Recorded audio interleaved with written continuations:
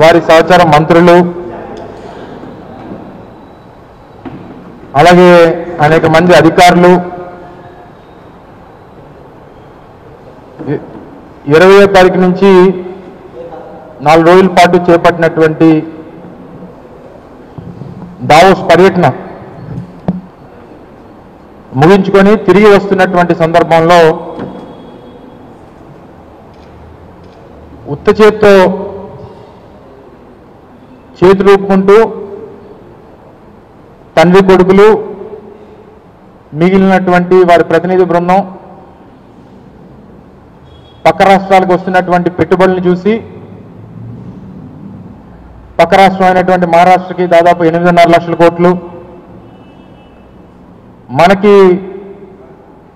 ఆనుకుని ఉన్నటువంటి తెలంగాణ రాష్ట్రం ఒక 50,000 కోట్లు, ఇలా ఈ రాష్ట్రాల పెట్టుబడులు ఏ రకంగా వచ్చాయో చూసి వీరు మాత్రం ఉత్త చేతులతో ఖాళీగా తిరిగి వస్తున్నటువంటి నేపథ్యంలో అనేక సంవత్సరాలుగా దావోస్ పర్యటన అని చెప్పి వీరి తాలూకా పబ్లిసిటీకి ఆ కార్యక్రమాన్ని ఉపయోగించుకొని ఏ రకంగా రాష్ట్ర ప్రజల్ని మభ్యపెట్టారో, ఏ రకంగా రాష్ట్ర ప్రజల్ని వాళ్ళు తండ్రి కొడుకులు ఇద్దరు కూడా, ఎందుకంటే 2014 నుంచి 19 సంవత్సరాల మధ్య గత 5 సంవత్సరాలు గత ప్రభుత్వంలో వారు 5 సంవత్సరాలు 5 పర్యటనలు చేశారు. నూతనంగా గత సంవత్సరం అధికారంలోకి వచ్చి ఈ ఏడాది కూడా వారు పర్యటనకు వెళ్ళారు. కేవలం రాజకీయ ప్రసంగాలు, అక్కడ కూడా రాష్ట్ర రాజకీయాలకు సంబంధించినటువంటి విమర్శలు, రాష్ట్ర మంత్రులేమో వాళ్ళ యువరాజుని పౌడుకునేటువంటి ప్రయత్నాలు, అలాగే రాష్ట్రం బ్రాండ్ ఇమేజ్ని ముఖ్యంగా సరే రాష్ట్రంలో రాజకీయాలు మాట్లాడుతున్నారు, రాష్ట్రంలో జగన్మోహన్ రెడ్డి గారిని విమర్శిస్తూ ఉన్నారు, రాష్ట్రం తాలూకా పరిస్థితుల గురించి లేనిపోయినటువంటి అపోహలు సృష్టించేటువంటి మాటలు మాట్లాడుతూ ఉన్నారు. సరే, రాష్ట్రం వరకు అంటే అందరూ తెలుసుకునేటువంటి అవకాశం ఉంది.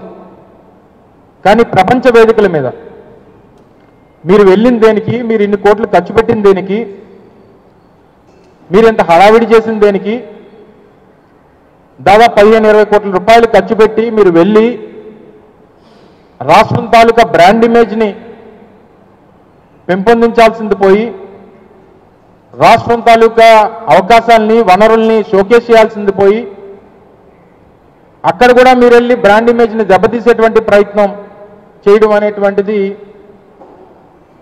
వైఎస్ఆర్ కాంగ్రెస్ పార్టీ తీవ్రంగా ఖండిస్తూ ఉంది. ఒక రాష్ట్రానికి పెట్టుబడి రావాలన్నా రాష్ట్రంలో ఉన్నటువంటి వనరుల్ని ప్రపంచ దేశాలకు కానీ లేదా పారిశ్రామికవేత్తలకు కానీ మీరు ప్రొజెక్ట్ చేసుకొని రానున్నటువంటి కాలంలో వారి పెట్టుబడులు రాష్ట్రంలో పెట్టేటువంటి దానికి ప్రయత్నం చేయాలి. కానీ రాష్ట్రం సంబంధించి ఏదో అన్యాయం జరిగిపోయింది, రాష్ట్రం పూర్తిగా డ్యామేజ్ అయిపోయి ఉంది, మా రాష్ట్రం చాలా పేద రాష్ట్రం అనేటువంటి ఒక రాంగ్ ఇంటర్ప్రిటేషన్ని రాష్ట్రం గురించి స్వయంగా ముఖ్యమంత్రి గారు ఇవ్వడం అనేటువంటిది చాలా శోచనీయం. సరే, చాలామంది పారిశ్రామికవేత్తలను కలిశారు, చాలా కంపెనీలతో చర్చలు జరిపారు.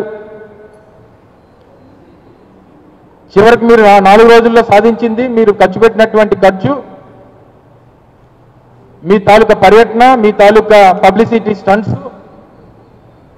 ఇవన్నీ దేనికి మిగిలాయనంటే ఉత్త చేతులతో ఖాళీగా తిరిగి రాష్ట్రానికి రావడానికి ఉపయోగపడాయనేటువంటిది కనబడతా ఉంది. తీరా మీరు ఇచ్చినటువంటి ప్రెస్ రిలీజుల్లో కానీ, ముఖ్యమంత్రి గారి తాలూకా ట్విట్టర్లో కానీ, లేదా పత్రికా ప్రకటనలో కానీ చివరికి ఏంటయ్యా అనంటే ముఖ్యమంత్రి గారు ఎవరితోనైతే చర్చించామో కొంతమంది ఆలోచిస్తాం, కొంతమంది ఏమో చర్చిస్తాం, కొంతమంది ఏమో చూస్తాం. ముఖ్యమంత్రి గారితో మాట్లాడినటువంటి పారిశ్రామికవేత్తలు కానీ కంపెనీలు కానీ చెప్పినవి ఏంటంటే ఆలోచిస్తాం, చర్చిస్తాం, చూస్తాం. ఇది ముఖ్యమంత్రి గారితో చెప్పినటువంటి మాటలు. సహజంగా ఎవరి దగ్గరికి వెళ్ళినా ఎవరితోనన్నా మాట్లాడినప్పుడు ఏ పారిశ్రామికవేత్తను కలిసినప్పుడైనా లేదా ఏదన్నా ఒక పెద్ద కంపెనీని మన రాష్ట్రానికి పెట్టుబడి పెట్టమని చెప్పి రిక్వెస్ట్ చేసినప్పుడన్నా సహజంగా వాళ్ళు అనేది ఏంటంటే ప్రయత్నం చేస్తామంటామో లేకపోతే చూస్తామంటాం అన్నటువంటి చెప్తారు. అదే మీకు కూడా చెప్పారు. మీరు సాధించింది ఏం లేదు. తీరా మీరు మీ తాలూకా యువరాజు అక్కడ కూడా వెళ్ళి ఆయన ముఖ్యమంత్రి అయిపోవాలి, ప్రధానమంత్రి అయిపోవాలి, ఉప ముఖ్యమంత్రి అయిపోవాలి, అక్కడ కూడా అవే ప్రసంగాలు. దావోస్ వేదిక మీద కూడా సహచార మంత్రులేమో యువరాజు గారి గురించే వారి తాలూకు మాటలు. కేవలం మీ రాజకీయ అవసరాల కోసం, రాజకీయ ప్రసంగాల కోసం ఒక వేదికను వాడుకొని మీ పబ్లిసిటీకి ఎన్నో సంవత్సరాలుగా, గతంలో మేము వెళ్ళిన తర్వాత కూడా వెళ్ళొచ్చినప్పుడు చెప్పాం, చాలా మంది చర్చించాం, 3-4 ఎంఓయూలు చేసుకున్నాం, తర్వాత జరిగినటువంటి ఎంఓయూల్ని గ్రౌండ్ చేశాం, ప్రాజెక్టులు నడుస్తూ ఉన్నాయి. తీరా మీరు చేసింది నిన్న వెళ్ళి చేసింది ఏంటంటే జేఎస్డబ్ల్యూ జిందాల్ వారు రాష్ట్రంలో పెట్టాల్సినటువంటి 3.5 లక్షల కోట్ల రూపాయల పెట్టుబడుల్ని మీరు పెట్టకుండా వాళ్ళు తగిలేశారు బయటికి. ఆ పెట్టుబడి అంతా కూడా ఈరోజు మహారాష్ట్రకు పోయింది. లేనిపోయినటువంటి తప్పుడు ప్రచారం మా మీద చేసి, మా ప్రభుత్వం మీద ఆరోపణ చేసి ఈరోజు 3.5 లక్షల కోట్ల రూపాయలు రాష్ట్రానికి రావాల్సినటువంటి పెట్టుబడుల్ని మీరు తరిమేశారు మొన్న జరిగినటువంటి సదస్సుల ద్వారా. కేవలం రాజకీయపరమైనటువంటి కక్షతో, కేవలం గత ప్రభుత్వంలో వారు పెట్టుబడులు ఈ రాష్ట్రంలో పెడతామన్నారన్నటువంటి ఉద్దేశంతో రాష్ట్రానికి మీరు అన్యాయం చేసినటువంటి సందర్భాన్ని ఈరోజు మీ ద్వారా ప్రజలకు తెలియజేస్తా ఉన్నాం. అదేం పొల్యూటింగ్ ఇండస్ట్రీ కాదు, గ్రీన్ ఎనర్జీకి సంబంధించి 3.5 లక్షల కోట్ల రూపాయల పెట్టుబడులు ఈ రాష్ట్రంలో పెడతామని చెప్పి ఆ రోజు జిందాల్ ఆ రోజు అప్పటి ముఖ్యమంత్రి జగన్మోహన్ రెడ్డి గారితో చర్చించి ముందుకు వస్తే ఈ పెట్టుబడులన్నీ కూడా ఆ రోజు జగన్మోహన్ రెడ్డి గారి హయాంలో వారు ముందుకు వచ్చారనేటువంటి ఉద్దేశంతో నిన్న వారిని తరిమేసేటువంటి కార్యక్రమం చేశారు. మీరు బ్రాండ్ ఇమేజ్ గురించి, రాష్ట్రం గురించి, రాష్ట్రం గత 5 సంవత్సరాలు 2019 నుంచి 24 మధ్యలో ఏదో అన్యాయం జరిగిపోయింది, రాష్ట్ర అభివృద్ధి కుండిపడిపోయింది అనేటువంటి తప్పుడు మాటలు మీరు చెప్పారే. Per capital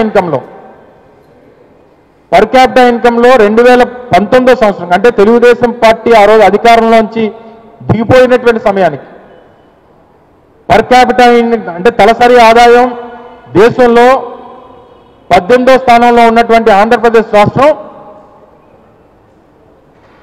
2024 YSR Congress party ప్రభుత్వం దిగిపోయేటువంటి సమయానికి 15వ స్థానంలో తీసుకొని వచ్చాం. 18వ స్థానం నుంచి 15వ స్థానంలోకి పర్ క్యాపిటల్ ఇన్కమ్ రాష్ట్ర తలసరి ఆదాయాన్ని 3-4 స్థానాలు పైకి తీసుకొని వచ్చేటువంటి కార్యక్రమం చేసింది వైఎస్ఆర్ కాంగ్రెస్ పార్టీ ప్రభుత్వం.